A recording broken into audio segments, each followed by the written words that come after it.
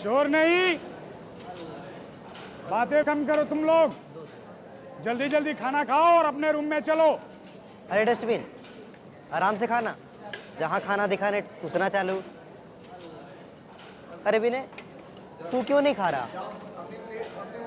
आज रात special dinner का प्लान बना है। अब ये हॉस्टल का सादा खाना कैसे जाएगा पेट में? कहाँ?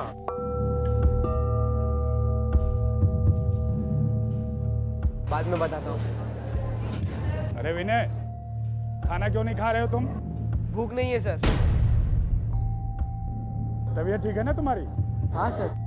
जल्दी से खाना खाओ और अपने रूम में चलो। अरे ये छिपकली भी ना सीसीटीवी कैमरे की तरह है। जब देखो जहाँ देखो प्रकट हो जाता है। ए डस्टबिन, और खाएगा? ढंग से नाम ले, वरना यहीं पटक कर मारूंगा। क्यों मारेगा? आज खिला खिला के पका दिया हॉस्टल वाले।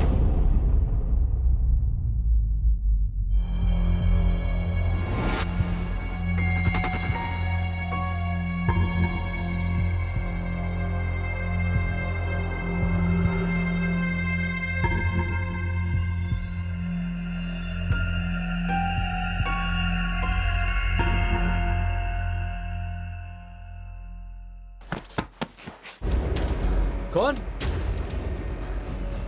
कौन है? अरे कौन है वहां पे? कौन है वहां पे? कौन है?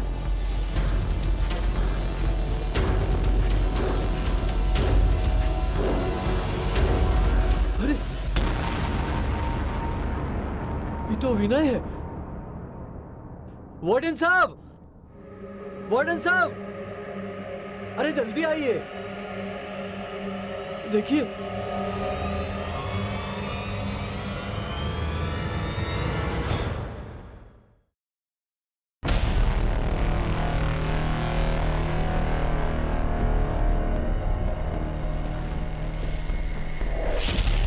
He is no more.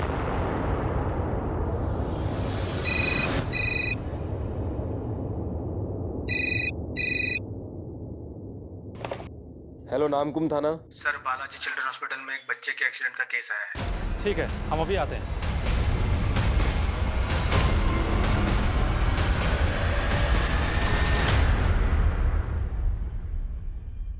विनय को ये लोग बचा नहीं पाए सर।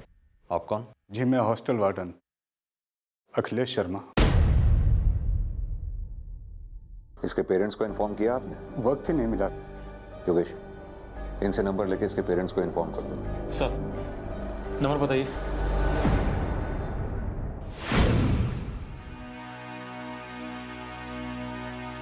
प्लीज आप छुइए।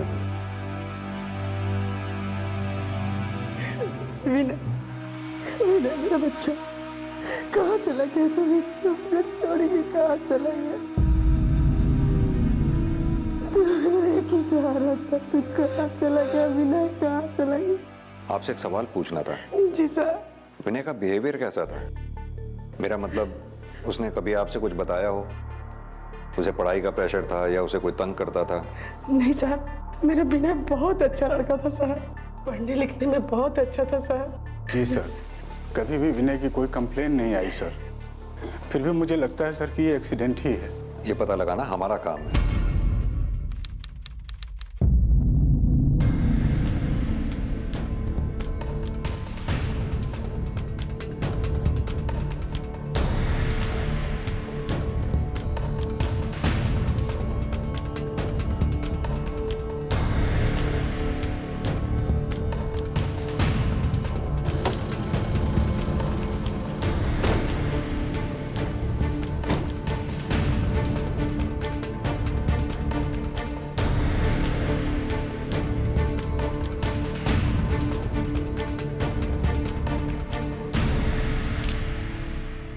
सर, हम तो ड्यूटी पे चौकन्ना बैठे थे, तभी इधर से वो आवाज आया जैसे कोई तेजी से भाग के गया हो वैसा। तो हम सरपट दौड़कर भागे तो क्या देखते हैं कि विनय खून में सना पड़ा है। ये विनय रहता कहाँ था? कहाँ था इसका कमरा? पहले माले में, दूसरे माले में तो बड़ा बच्चा लोग रहता है। यहाँ हॉस्टल में कैमरे लगे हुए हैं? हाँ है ना सर, एक कैमरा तो गेट के बाहर लगा है और दूसरा कैमरा गलियारे के अंदर, लेकिन गलियारे वाला कुछ दिन से ठीक नहीं चल रहा है। हम स्कूल वालों को बोले थे, लेकिन अभी तक ठीक ही नहीं करवाया। ये विनय कमरे में अकेला रहता था? नहीं, हर कमरा में दो तीन बच्चा साथ में रहता है। ये विनय के रूममेट से मिलना है। हाँ चलिए ना सर, आइए। चलिए, आप लोग यहीं रहिए।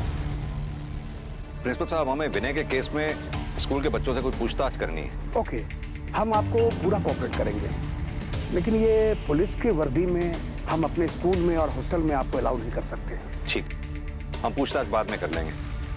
फिलहाल हमें आपके कैंपस में जितने भी सीसीटीवी लगे हैं उनकी फुटेज चेक करनी होगी। अखिलेश जी सर। इन्हें जितनी भी सीसीटीवी फुटेज चाहिए ना, अवेलेबल करा दो। Okay, thank you. Thank you. आइए सर, आपको क्या लगता है विनय खुद गिरा होगा या उसे किसी ने गिराया होगा? वॉचमैन के बयान के मुताबिक वो किसी के चलने की आवाज सुन के वहां आया था। अगर कोई छत से गिरा होता तो वो गिरने की आवाज सुनकर वहां आता। सर, ये भी तो हो सकता है कि वॉचमैन ने हमसे झूठ बोला हो। ये तो सीसीटीवी फुटेज देख के ही पता चलेगा।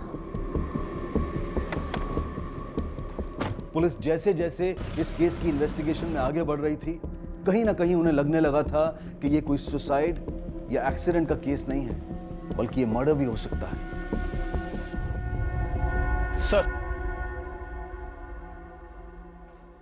सर ये देखिए।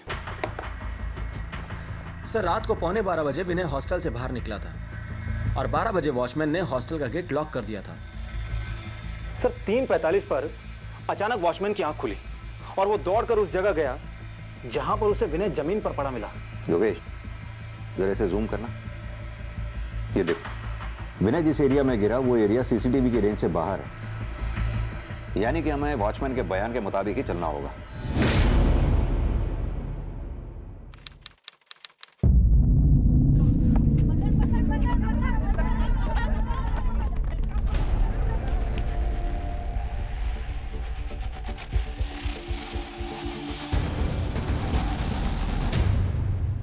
देखिए, उस बच्चे की कोई कंप्लेन मुझे आज तक नहीं मिली थी और मेरे पॉइंट ऑफ व्यू से ये महज एक एक्सीडेंट था।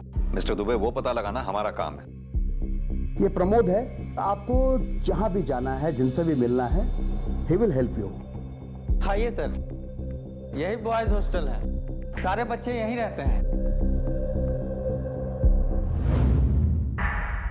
ये कैमरा कैसे टूटा हुआ? बच्चे बड़े शरारती हैं सर, कुछ दिन पहले ही उन लोगों ने तोड़ दिया। प्रिंसिपल साहब ने जांच बैठाई है, हमारे ऊपर भी जांच चल रही है। और ये विनय का कमरा, वो कहां पर है? वो ऊपर है सर, आइए।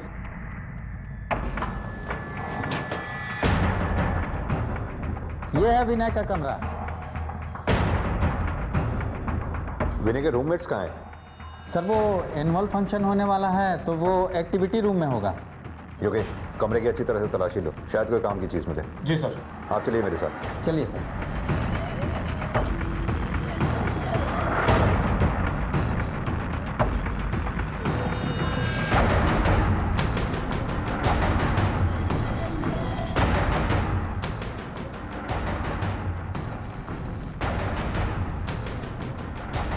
राहुल, बेटा तुमने विनय को आखिरी बार कितने बजे देखा था?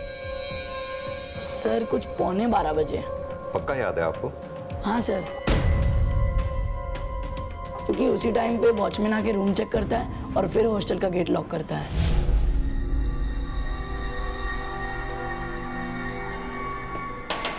चलो बच्चों, रात ज्यादा हो गई है, सो जाओ। सर वॉचमैन तो 10:30 को ही बंद कर देता है, लेकिन अभी एनुअल फंक्शन की तैयारियां चल रही है ना, इसलिए वो 1 घंटा लेट बंद करता है। उसके रूम चेक करने के 5-10 मिनट बाद ही विनय बाहर गया था। उसने बेटा आपको बताया नहीं कि कहाँ जा रहा है? सर मुझे लगा कि वॉशरूम गया होगा, लेकिन थोड़ी देर होगी तो मैं सोचा किसी पास के रूम में बैठा होगा और फिर मैं गाना सुनते सुनते सो गया सर। विनय से आपकी अच्छी दोस्ती थी ना? हाँ सर, बहुत अच्छी। अच्छा एक बात बताओ, क्या विनय अक्सर इतनी देर रात में बाहर जाया करता था? नहीं सर, लेकिन कभी कभी जाता था। सब अजय के रूम में जाते थे लैपटॉप पर मूवीज देखने। नहीं सर, उस रात विनय मेरे कमरे में नहीं आया था। देखो बेटा, ये डरने की कोई बात नहीं है, कोई कुछ नहीं कहेगा तुमसे। नहीं सर, मैं झूठ नहीं बोल रहा। हम कभी कभी रात में मूवीज देखते थे, लेकिन वो उस रात नहीं आया था। तुमने लास्ट टाइम विनय को कब देखा था? मेस में खाना खा रहे थे तब। अरे विनय, तू क्यों नहीं खा रहा? आज रात स्पेशल डिनर का प्लान बना है। अब ये हॉस्टल का सादा खाना कैसे जाएगा पेट में? बेटा विनय ने कुछ बताया था कि उस रात वो कहाँ जा रहा था? नहीं सर। ठीक है।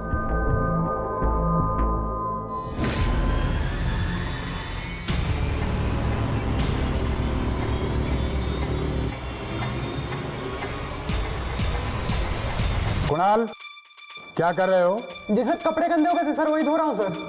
जल्दी से मेरे ऑफिस में नीचे आ जाओ, पुलिस आई है तुमसे कुछ पूछताछ करने के लिए। आधी रात में हॉस्टल की जमीन पर एक 12 साल के बच्चे विनय की लाश मिलती है।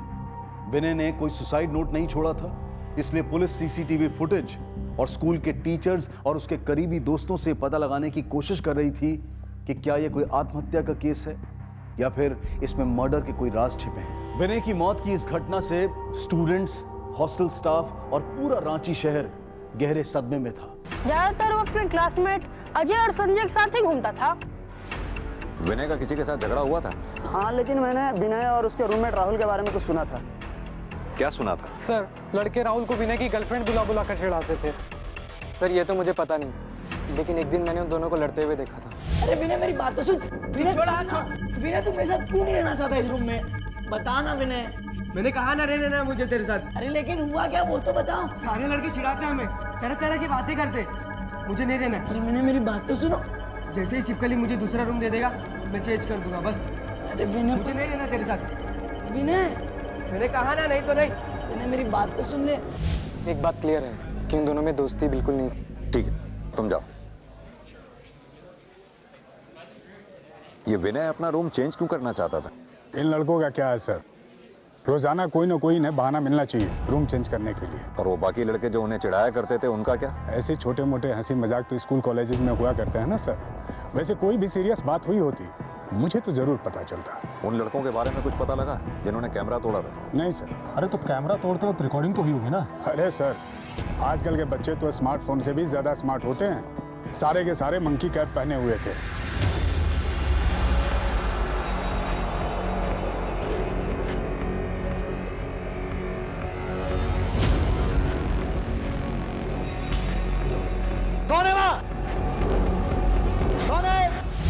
ये विनय के स्पेशल डिनर से क्या मतलब था? कहाँ जा सकता था वो? पता नहीं सर, कैंपस से बाहर निकलना तो इम्पॉसिबल है। गेट पे हमेशा गार्ड रहता है। सर एक मिनट। सर विनय अगर डिनर के लिए बाहर गया भी था तो ये भी तो हो सकता है कि वो गेट बंद होने से पहले ही वापस आ गया हो। ये हमें विनय के टीचर्स और क्लासमेट सबसे बात करनी। आज तो मुश्किल है सर, एनुअल फंक्शन की वजह से कोई भी अपनी जगह पे नहीं है। आप बोले तो मैं कल अरेंज करवा देता हूँ। ठीक है, चलो। सर, ये विनय का सोशल मीडिया अकाउंट है। इसे देखकर तो कहीं से भी ऐसा नहीं लगता कि उसे किसी तरह का कोई डिप्रेशन था या फिर कोई ऐसी परेशानी जिसकी वजह से वो आत्महत्या कर ले। विनय 11:45 पे अपने कमरे से निकलता है और 3:45 पर मरा हुआ मिलता है।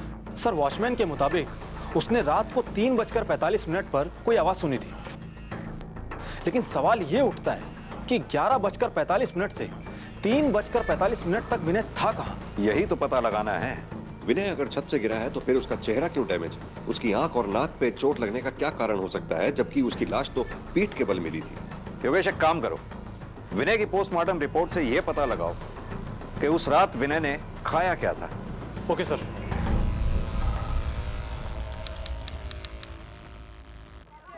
बहुत दुख की बात है कि हमारे स्कूल में एक एक्सीडेंट की वजह से हमारे स्कूल के बच्चे की मौत हो गई। पूरे स्टेट में हमारे स्कूल का एक रेपुटेशन है, नाम है। अब हमारे सामने जिम्मेवारी है कि हम अपने स्कूल का रेपुटेशन कैसे बचाएं। पुलिस आएगी, आपसे कई तरह के सवाल पूछे जाएंगे, आपको उतने ही सवाल का जवाब देना है जितना जरूरी है। Got it? एक तरफ टीचर्स और स्टाफ अपने स्कूल की रेपुटेशन बचाने में लगे हुए थे और वहीं दूसरी तरफ पुलिस के लिए केस आसान नहीं था, क्योंकि उन्हें बच्चों की उम्र को ध्यान में रखते हुए अपनी इन्वेस्टिगेशन को बहुत सोच समझकर आगे बढ़ाना था।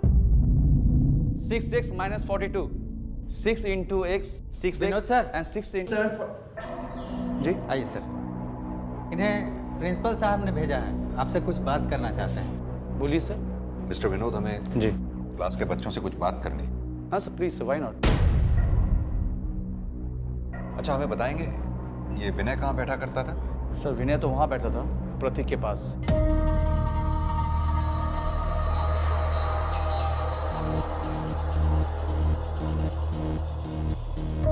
बच्चों एक बात बताएंगे आप लोग, क्या हमें बताएंगे कि विनय ने किसी के साथ झगड़ा किया था या विनय ने किसी को परेशान किया था? क्या आप हमें बताएंगे कि आप में से विनय का सबसे अच्छा दोस्त कौन है?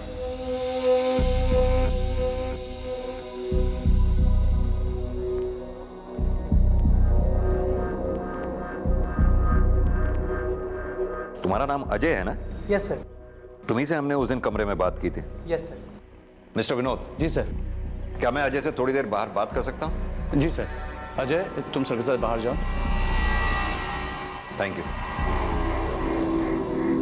विनय का बिहेवियर कैसा था? नॉर्मली था सर। बेटा विनय का कोई ऐसा सीक्रेट जो तुम हमें बताना चाहते हो, जो विनय अपने दोस्तों को नहीं बताता हो? जैसे कि विनय उस रात किससे मिलने गया था? नहीं पता सर। अच्छा बेटा, राहुल और विनय तो रूममेट्स थे ना?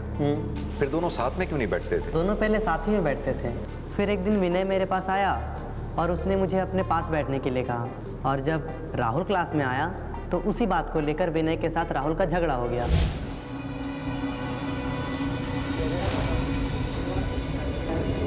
अजय, तू यहाँ क्यों बैठा है? मेरी सीट है, मैं रोज विनय के बगल में बैठता हूँ। उठ यहाँ से। हे, आज से मेरे बगल में ये बैठेगा, तू जाके कहीं पीछे बैठ जा। पर तू मेरे साथ ऐसे क्यों बिहेव कर रहा है? बताना मैंने क्या किया है? तेरा दोस्त हूँ मैं। हे, मैंने कहा ना पीछे बैठ, चल जा। ए विनय, ज्यादा मत चिल्लाओ, तेरे गर्लफ्रेंड रोने लगेगी।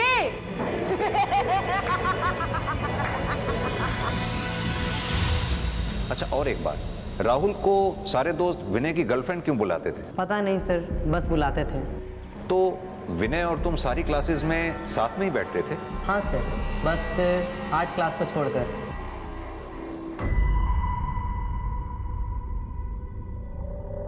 संध्या मैडम, ये सर लोग आपसे कुछ बात करना चाहते हैं।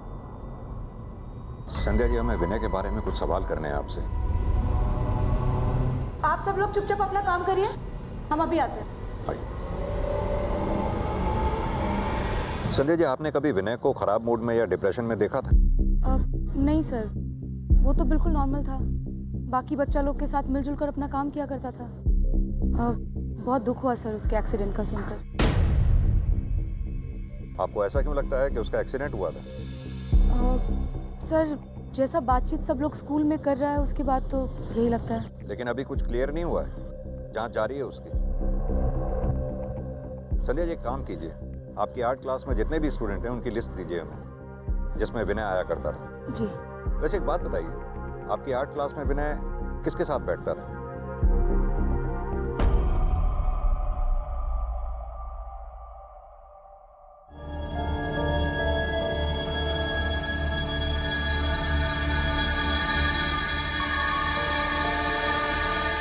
वो रही फातिमा सर। फातिमा बेटा, ये अंकल लोग तुमसे कुछ बात करना चाहते हैं। फातिमा बेटा, डरो नहीं। अगर आप नहीं चाहती कि हम यहाँ बात करें तो चलते चलते करते हैं। बेटा, आपकी आर्ट टीचर ने हमें बताया कि आर्ट क्लास में आप विनय के साथ बैठा करती थी। विनय आपका दोस्त था? क्या विनय की किसी से फाइट हुई थी? अच्छा चलो, छोड़ो इस बात को। एक बात बताओ, आपको ड्राइंग पसंद है? विनय कैसी ड्राइंग करता था? विनय को ड्राइंग का बहुत शौक। विनय की ड्राइंग क्लास में सबसे बेस्ट ड्राइंग थी। उसने एक बार टीचर का कार्टून भी बनाया था।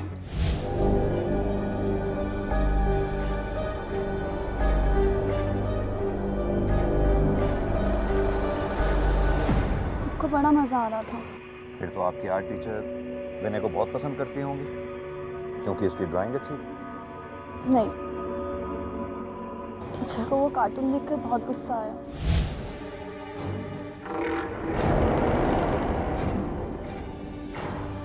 विनय, क्या है ये? कुछ नहीं मैम। कुछ नहीं है ये। क्या है ये? संध्या मैम ने विनय को बहुत मारा। बहुत दर्द हो रहा था उसे।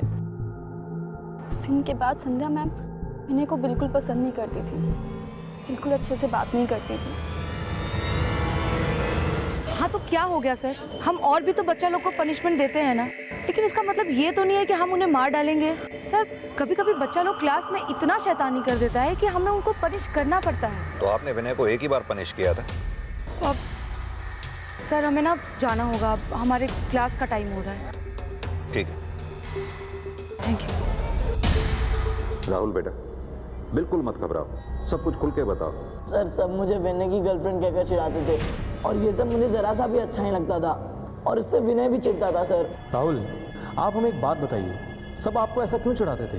सर जब हमारा नया नया एडमिशन हुआ था तो सीनियर्स ने हमारी रैगिंग की थी।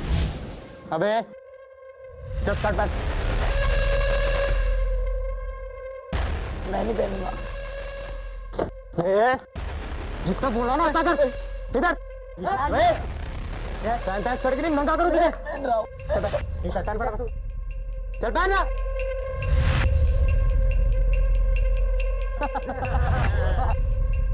अब तू इसका हीरो और ये तेरी हीरोइन।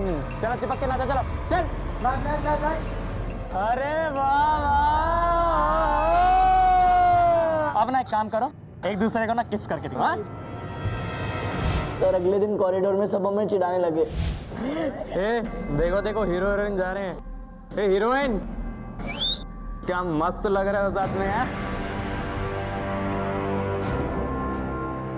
देखो देखो, तू एक काम कर, दूर जा मेरे से। पर क्यों? सर तब से विनय को मेरे साथ रहना पसंद नहीं आता था। उसने अपनी क्लास में भी सीट चेंज कर ली और वो अपना रूम भी चेंज कराना चाहता था। सर किसने की थी आपकी रैगिंग? Monkey gang. हाँ मेरे प्यार के परिंदों, चल हम निकल जाओ, इससे पहले मंकी गैंग का और कुछ देखने का मन हो जाए। निकल। अबे निकलना निकलना, चल। कौन कौन लोग हैं इस मंकी गैंग में? पता नहीं सर। अच्छा एक बात बताओ, अगले दिन जो लोग तुम्हें चिढ़ा रहे थे कौन थे वो लोग? सर सीनियर थे, सुनील और उसके दोस्त। सुनील और उसके दोस्त।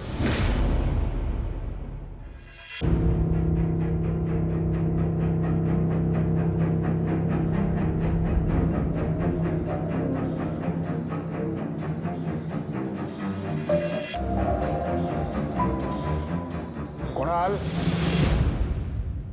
क्या कर रहे हो? प्रेयर का टाइम हो गया, सभी बच्चे जा चुके हैं, जल्दी से आ जाओ। जी सर, अभी आया सर।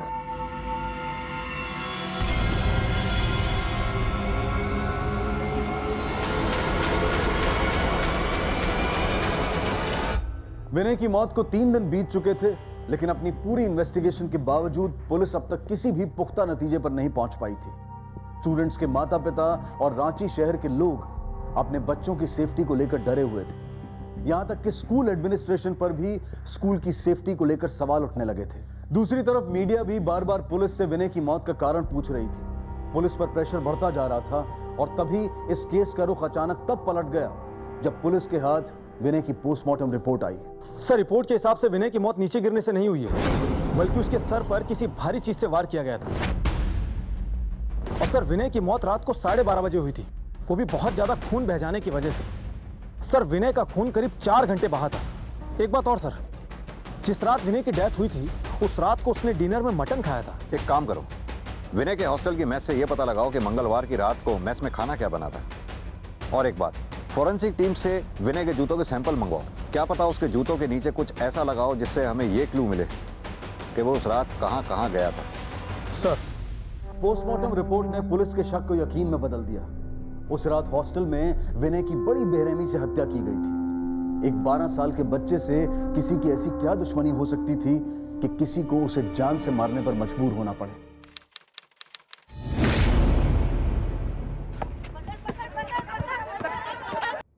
ये सब क्या है इंस्पेक्टर? आपको पता है हमारे स्कूल की क्या रेपुटेशन है? अभी एक मर्डर की इन्वेस्टिगेशन भी है, जिसके लिए हमें आपके स्कूल के सभी टीचर्स, स्टूडेंट्स, स्टाफ सभी के बारे में इंफॉर्मेशन चाहिए। जी सर। पता करो हॉस्टल से बाहर जाने के लिए और कौन कौन से गेट्स हैं। जी सर। कि जिस रात विनय की मौत हुई उस रात मैस में मटन बना था क्या?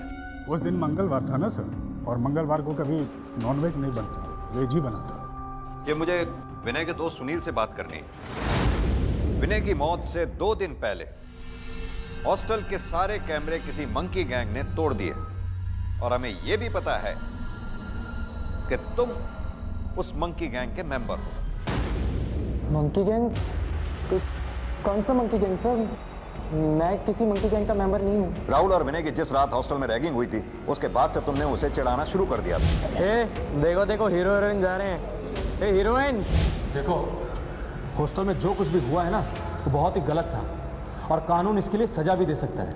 हमें विनय की मौत का पता लगाने की कोशिश कर रहे हैं, तो जो कुछ भी जानते हो बता दो हमें। हाँ सर, हमने उन दोनों की रैगिंग की थी और हम मंकी गैंग ने वो सीसीटीवी कैमरा तोड़े थे सर। क्यों तोड़े थे? प्लान क्या था तुम्हारा कि तुम लोग विनय को मारोगे और किसी को पता भी नहीं चलेगा? नहीं सर, हमने तो विनय को तंग करना भी बंद कर दिया था।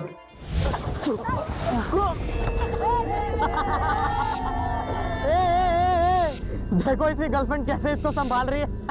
चल अपनी गर्लफ्रेंड के साथ जाके खेल। ये मेरी गर्लफ्रेंड नहीं है, मेरी गर्लफ्रेंड कोई और है। कोई और है तेरी गर्लफ्रेंड? कौन है बताना। अबे बोलना उसका नाम, अबे बोल। फातिमा। फातिमा! वाह भाई, तू तो मर्द बन गया है। चल अब असली मर्द बन के दिखा, गोल करके दिखा वहां पे। चल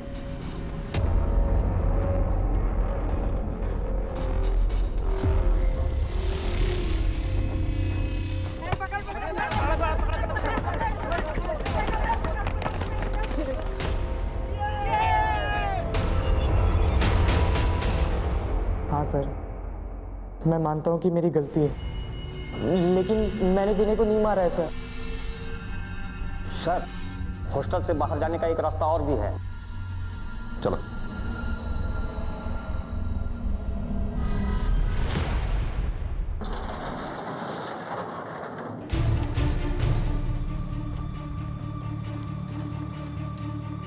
सर, यहाँ से तो कोई भी आराम से निकल सकता है।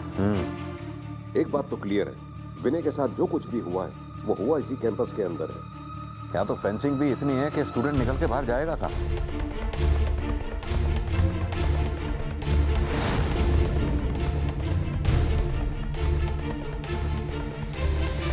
Sir, cough syrup. सर, और भी बोतल है।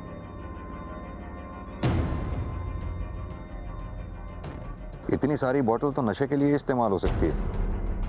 योगेश, याद है हमारे थाने में भी कई ऐसे मेडिकल केसेस आ चुके हैं।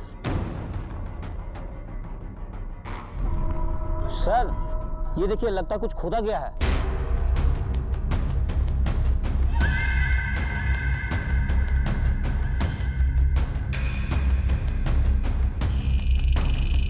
तो ताजी खुदी हुई मिट्टी, खोदो इसे।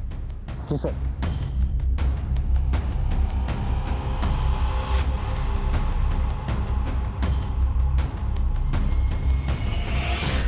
क्या है, निकालो उसे।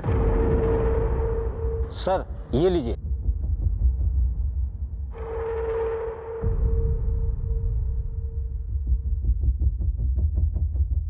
ये तो खून के निशान है। योगेश, ये टी शर्ट फॉरेंसिक टीम को भेजो। पता करो उनसे कि ये ब्लड के सैंपल और विनय के ब्लड के सैंपल मैच करते हैं क्या, और आसपास जितनी भी केमिस्ट शॉप है इन कफ सिरप के बारे में पता करो। शायद हॉस्टल से ही कोई खरीद के लाता हो। सर,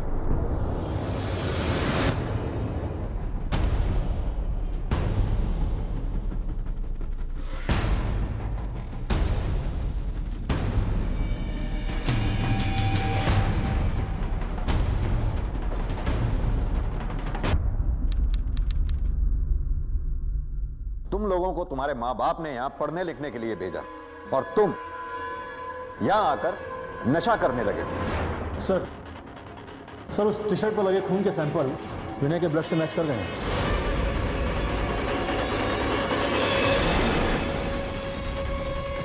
ये टी शर्ट हमें मिली है जिस पर विनय के खून के धब्बे थे। किसकी है ये टी शर्ट?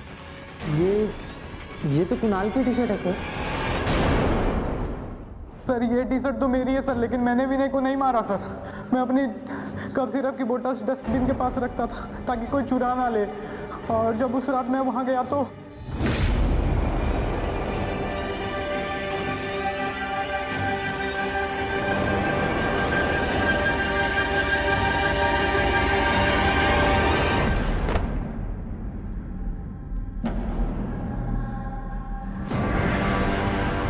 कौन है?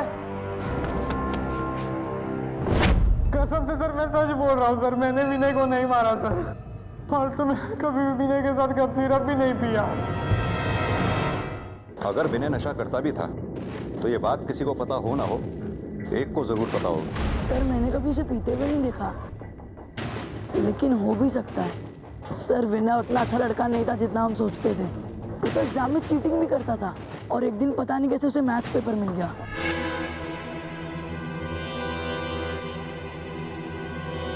क्या कर रहा है तू? कुछ नहीं। तू मुझे छुपा क्यों रहा है? अरे कुछ नहीं बोला ना, तू अपना काम कर। सर उसे सिर्फ कूल बनना था, और वो उसके लिए कुछ भी कर सकता था। हेलो सर, फॉरेंसिक लैब से विनय के जूतों की रिपोर्ट आ गई है। उसके जूतों में पेंट के निशान लगे हैं।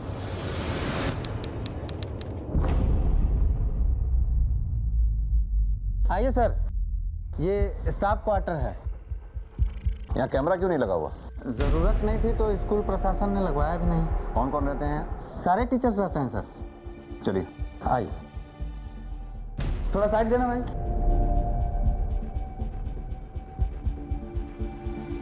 सुनो भैया, ये पेंट का काम कब से चल रहा है? सर पिछले हफ्ते से चल रहा है। पिछले हफ्ते ऊपर वाले मालिक को किया था, अभी यहाँ शुरू किया हूँ सर। इसका मतलब विनय फर्स्ट फ्लोर पे गया था। चलिए आइए आइए सर, आइए।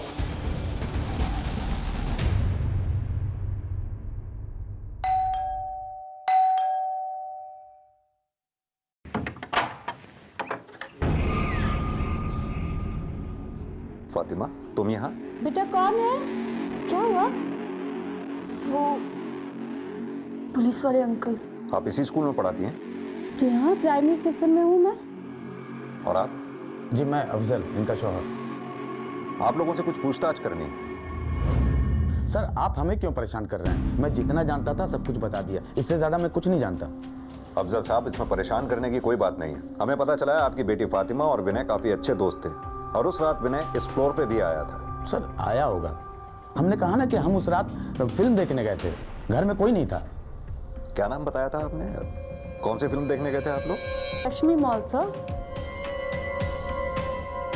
सर खुदा के लिए हमें परेशान न करें, ये पहली बार नहीं हुआ कि विनय हमारे घर आया था। सर मैंने विनय को बहुत बार विनोद सर के यहाँ आते जाते देखा है। विनोद सर कौन? वो मैथ्स वाले टीचर? हाँ सर, वही। जी हाँ सर, वो एक दो बार मेरे घर में आया था। एक्चुअली सर उसकी मैथ में कुछ प्रॉब्लम है, तो इसीलिए एक्स्ट्रा क्लास के लिए मेरे घर में आया था। मिस्टर विनोद। जी सर। घर में नया पेंट कराया लगता है। जी सर। पर क्यों? वो क्या है ना, घर पेंट करा लेने से खून के दाग छपाए नहीं जा सकते। फॉरेंसिक वाले सब ढूंढ लेते हैं। सर आप फालतू को ब्लेम करें मुझ पे, मैं क्यों मारूंगा विनय को? आप मैथ्स के टीचर हैं, आप पेपर सेट करते हैं। आप ही की नोटबुक से टिक मार्क किया हुआ पेपर हमें विनय के पास से मिला था। क्या चल रहा था आप दोनों के बीच में? एक्चुअली सर मेरे और आर्ट टीचर संध्या के बीच अच्छी दोस्ती है, और संध्या ने एक दिन क्लास में विनय को पीटा था, और एक दिन मैंने विनय को देखा अपने दोस्तों से कुछ कहते हुए। यार तू जोर से मारा उसने।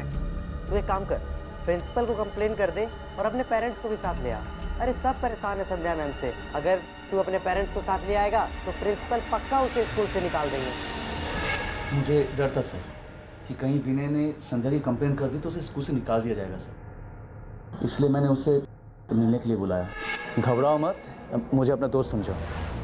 ये फर्स्ट यूनिट टेस्ट का पेपर है, तो लो इससे तुम्हारे मार्क्स भी अच्छे आएंगे और तुम्हारे पेरेंट्स भी बहुत खुश होंगे। और दोस्त हमेशा एक दोस्त की मदद ही करते हैं। Thank you sir. Most welcome. बस मैंने वो पेपर देके विनय को चुप करवा दिया।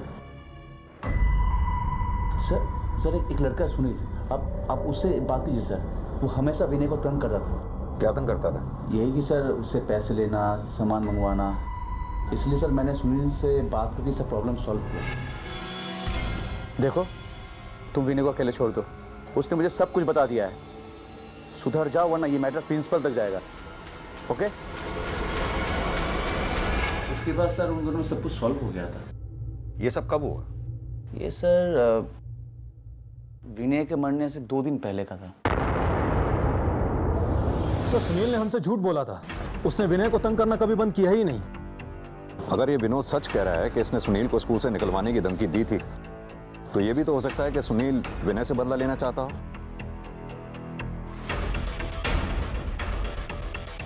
योगेश, ये हॉस्टल के मेन गेट पर जो सीसीटीवी है इसकी फुटेज चेक करो। पता करो क्या नाजिया अपने परिवार के साथ उस दिन घर से बाहर निकली थी, और ये भी पता करो कि वो लक्ष्मी मॉल में जो फिल्म बता रही थी वो लगी भी थी या नहीं। और एक बात, हॉस्टल के आसपास जितनी भी मीट की दुकानें हैं वहां जाकर खुद उनसे पता करो क्या हॉस्टल से कोई भी आदमी उनके यहाँ से मटन खरीद कर लाया था क्या। सर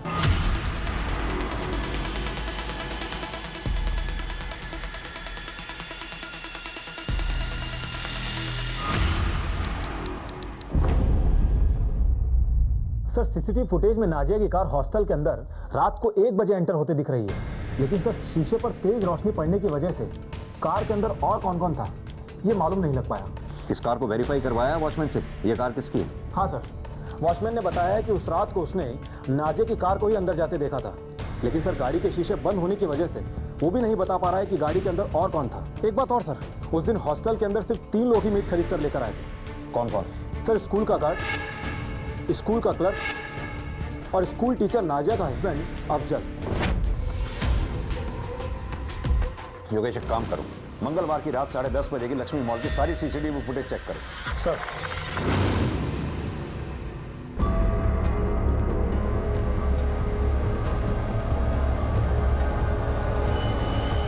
योगेश, समझ गए? हाँ सर। हमें याद नहीं सर कि हमने ट्यूसडे को क्या खाया था। चलिए मैं याद दिला देता हूं, उस रात आप लोगों के यहाँ मटन बना था।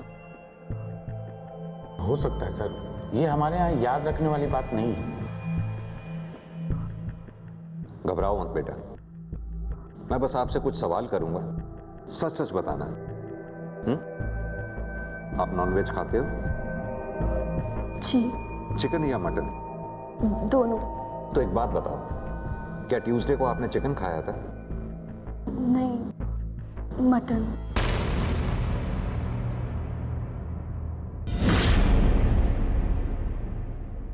जिस दिन आप लोग लक्ष्मी मॉल में वो फिल्म देखने के लिए गए थे ना, हमने उस दिन की सीसीटीवी फुटेज मंगा ली है। इस फुटेज के अंदर हमें आपका बेटा शरीफ कहीं नजर नहीं आ रहा। अब आप हमें यह बताइए कि उस वक्त आपका बेटा था कहाँ? आज स्कूल में सभी विनय और फातिमा की बातें करते थे सर, मुझे बहुत गुस्सा आता था। अरे दोस्तों सुनो सुनो सुनो, अरे ये जो अपना शरीफ है ना, शरीफ, इसकी बहन तो इससे भी तेज निकली। अरे बोलने तो दो भाई, इतनी सी उम्र में बॉयफ्रेंड भी बना लिया उसने। अबे तू कब बना रहा है गर्लफ्रेंड है? मैंने विनय को अपने घर मटन खाने को बुलाया था। अम्मी अबू को कह दिया था मेरी तबीयत ठीक नहीं है तो मैं फिल्म देखने नहीं जाऊंगा। उनके जाने के बाद जब विनय घर आया, शरीफ जल्दी आ भाई, बहुत भूख लग रहा है। अरे ले ना विनय, तेरे लिए अम्मी जान ने गरमा गरम मटन बनाया है। इसलिए तो मैं मैस में खाना नहीं खाया ना। अरे तो तेरा अपना घर है, तू टेंशन क्यों लेता, तू यहाँ खा। हाँ सुन ना, मैं तेरे लिए गर्मा गर्म रोटी लेके आता हूँ, ठीक है? जल्दी जा जल्दी जा।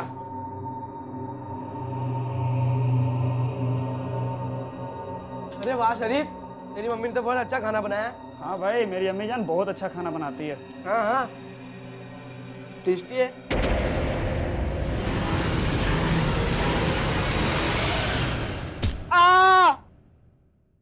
किया।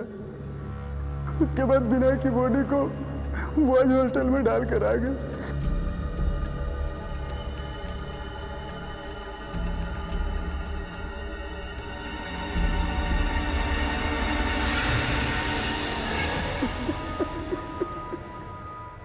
विनय तो बच्चा था, लेकिन तुम तो समझदार थे, प्यार से समझा सकते थे उसे। ईर्ष्या और जलन इंसान को कभी कभी इतने आवेश में ले जाती हैं कि वो कब क्या कर बैठता है उसे खुद पता नहीं चलता। 12 साल के मासूम विनय को अपनी जान सिर्फ इसलिए गंवानी पड़ी क्योंकि वो अपने से बड़े स्टूडेंट्स में एक पहचान बनाना चाहता था, और शरीफ ने सिर्फ दूसरों के उकसाने भर से इतना खतरनाक कदम उठा लिया। अगर अफजल और नाजिया वक्त रहते विनय को हॉस्पिटल ले जाते तो शायद विनय की जान बच सकती थी, लेकिन अपने बेटे के गुनाह को छुपाने में उन्होंने खुद अपने हाथ खून से रंग लिए।